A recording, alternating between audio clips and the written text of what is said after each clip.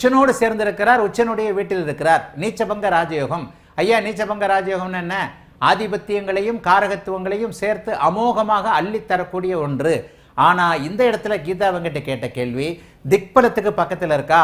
இப்ப இவர் திக்பலத்துக்கு பக்கத்தில் இருக்கிறார், வெறுமனே நீச்சமாக இருக்கிறார். சந்திரனும் இல்ல, குருவும் இல்ல, நீச்சமாக மட்டுமே இருக்கிறார். இவருக்கு நீச்ச பங்கமே கிடைக்கல. ஆனாலும் அவர் கெட்டு போகல, திக்பலத்துக்கு பக்கத்தில் இருக்கிறார். இந்த இடத்தை இன்னும் நல்லா புரிஞ்சுக்கங்க. இந்த இடத்துல செவ்வாய் திக்பலத்துக்கு பக்கத்தில் இருக்கிறார், 90% திக்பலத்தை அடைந்திருக்கிறார். ஸ்தான பலம் இல்லை என்றாலும் கூட திக்பலத்தை அடைந்திருக்கிறார். அவருக்கு இங்கே நீச்சபங்கமே அவசியம் இல்லை. இந்த இடத்துல நீச்சமாக அவர் இருக்கிறார் என்பதால் அவருடைய ஆதிபத்தியங்களை அவரால் செய்ய முடியாது. அவருடைய ஆதிபத்தியங்கள் லக்ன ஆதிபத்தியம், 6ஆம் ஆதிபத்தியம். 6ஆம் ஆதிபத்தியத்தை அவர் செய்யலனா கூட பரவாயில்ல, லக்ன ஆதிபத்தியத்தை அவர் செய்யணும். இந்த இடத்துல செவ்வாயுடைய ஆதிபத்தியமும் காரகத்துவங்களும் குறைவுபடும். ஸ்தானபலம் என்கின்ற இந்த கை போனா திக்பலம் என்கின்ற இந்த கை இருக்கு. ஸ்தானபலம் ஒரு கை, திக்பலம் ஒரு கை.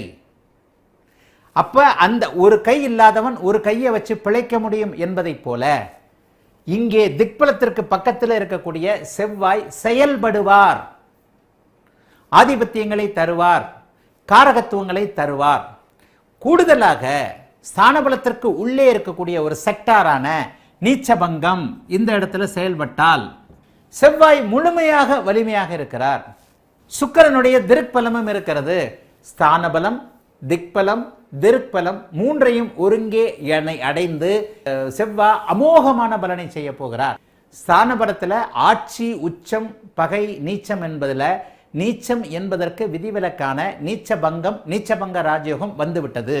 இந்த இடத்துல செவ்வாய் ஸ்தானபலத்தை பெற்றிருக்கிறார், உச்சத்திற்கு நிகரான ஸ்தானபலத்தை பெற்றிருக்கிறார். அதனை அடுத்து திக்பலத்திற்கு அருகே இருக்கிறார், 90% திக்பலத்தை பெற்றிருக்கிறார். சுக்கிரனுடைய திருக்பலத்தை அடைந்திருக்கிறார். சுபசுக்கிரனுடைய திருக்பலம் என்கின்ற திருக்பல பார்வை பலமும் அமைந்திருக்கிறது. இந்த செவ்வாய் ஜாதகரை செவ்வாயுடைய காரகத்துவங்கள் லக்ன 6ஆம் ஆதிபத்தியங்களின் வழியாக அனைத்தையும் அவருடைய தசையில் செய்ய போகிறார்.